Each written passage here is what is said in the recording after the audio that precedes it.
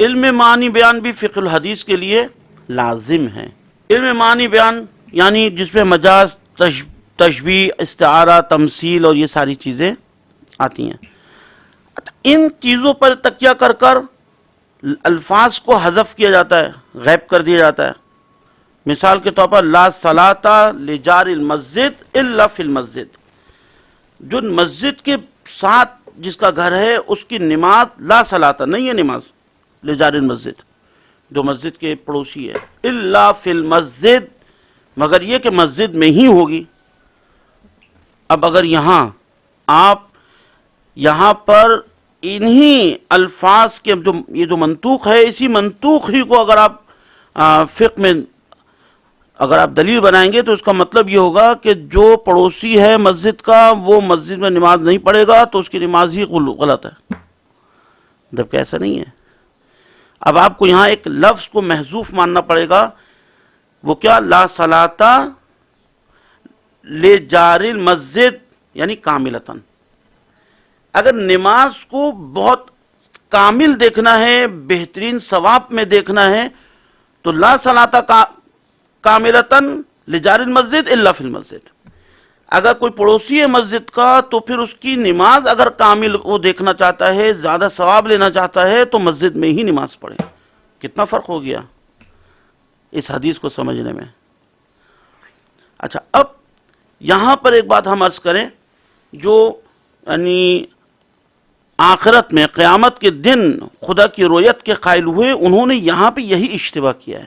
رؤیت خدا کے بارے میں ہم نے ایک گفتگو یعنی کہ ریکارڈ کرائی تھی کہ انہوں نے کیا کہا، یہ سورہ فجر کی آیت ہے، جا ربک والملک صفا صفا، کہ قیامت کے دن جا ربک، تمہارا رب اور ملک فرشتے صف در صف آئیں گے۔ انہوں نے کہا قیامت کے دن اللہ تو آئے گا، سب کے سامنے آئے گا، تو یہاں رؤیت خدا قیامت کے دن ممکن ہے۔ اور ایک سورہ قیامت کی آیت ہے، وجوہ یومئذ ناظرہ الی ربہا ناظرہ، یعنی کہ لوگ اپنے رب کی طرف دیکھ رہے ہوں گے۔ تو یہ کہتے ہیں قرآن کی آیت ہے الی ربہا ناظرہ، واضح آیت ہے۔ تو وہاں ہماری عرض یہ ہے، ملت تشیع کا جو عقیدہ ہے وہ یہ کہ خدا کی رؤیت نہ اس دنیا میں ممکن ہے نہ آخرت میں ممکن ہے۔ اور یہ جو آیات ہیں الی ربہا ناظرہ، جاء ربک والملک صفا صفا، یہاں ہم لفظ کو محذوف مان رہے ہیں، اور یہ جو ہے کیا کہیں گے، جاء ربک ربک مطلب رحمت ربک والملک صفا صفا، یعنی اللہ کی رحمت اور ملک فرشتے صف در صف ہوں گے، الی ربہا ناظرہ، اپنے رب کی طرف، تو الی ربہا الی رحمت ربہا ناظرہ، اپنے اللہ کی رحمت کی طرف لوگ دیکھ رہے ہوں گے۔ لہذا یہاں خدا کو قیامت کے دن رؤیت ممکن نہیں ہے، اور یہ جو آیات اگر استدلال کر رہی ہیں تو یہاں محذوف مانیں، اور اگر آپ بعنوان تمثیل و استعارہ اگر آپ محذوف نہیں ماننا چاہتے تو علم معنی بیان میں تمام مکاتب اسلامیہ نے اپنا قواعد رکھے ہیں۔ علم معنی بیان میں شیعہ مکتب کے اگر علماء نے لکھا ہے تو برادران اہل سنت نے بڑی بڑی کتابیں لکھی ہیں، یا پھر لا صلاۃ کاملتاً لجار المسجد الا فی المسجد، یہاں پہ تو ہر کوئی محذوف مان رہا ہے۔ تو اگر لا صلاۃ میں کاملتاً کو محذوف مانا جا سکتا ہے تو پھر الی ربہا ناظرہ میں رحمت کو محذوف کیوں نہیں مانا جا سکتا؟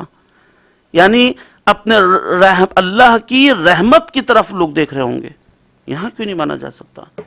لہذا حدیث کو سمجھنے کے لیے لازمی ہے کہ انسان علم معنی بیان کو یعنی رد اور ترک نہیں کر سکتا۔ قرآن کی ایک آیت اور عرض کرے، سورہ حامیم سجدہ میں، ثم استوى الى السماء وهي دخان فقال لها وللارض ائتيا طوعا او كرها قالتا اتينا طائعين، یعنی اللہ اب زمین اور آسمان کو کہے گا کہ خود آ جاؤ یا زبردستی ہم لائیں گے، تو وہ کہیں گے ہم اطاعت گزار ہو کر آتے ہیں۔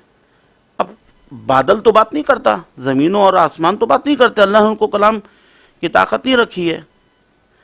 یہاں اگر کہیں کہ بحکم خدا ان کو طاقت آ جائے گی، یہ بھی درست ہے، لیکن یہاں بعنوان تمثیل یہاں پہ اس کو واقعہ کربلا میں شیعہ حضرات یہ روایت بیان کرتے ہیں کہ آسمان روتا رہا، زمین روتی رہی.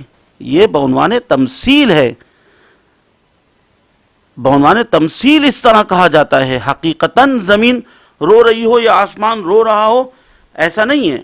یعنی جس طرح انسان روتا ہے تو جو افسردگی کی کیفیت ہوتی ہے وہی افسردگی کی کیفیت آسمان و زمین پر چھائی ہوئی تھی. تمثیل ہے. تو علم معنی بیان حدیث کو سمجھنے کے لیے ضروری ہے، اور ضروری ہے کہ اس چیز کی وضاحت بھی کی جائے.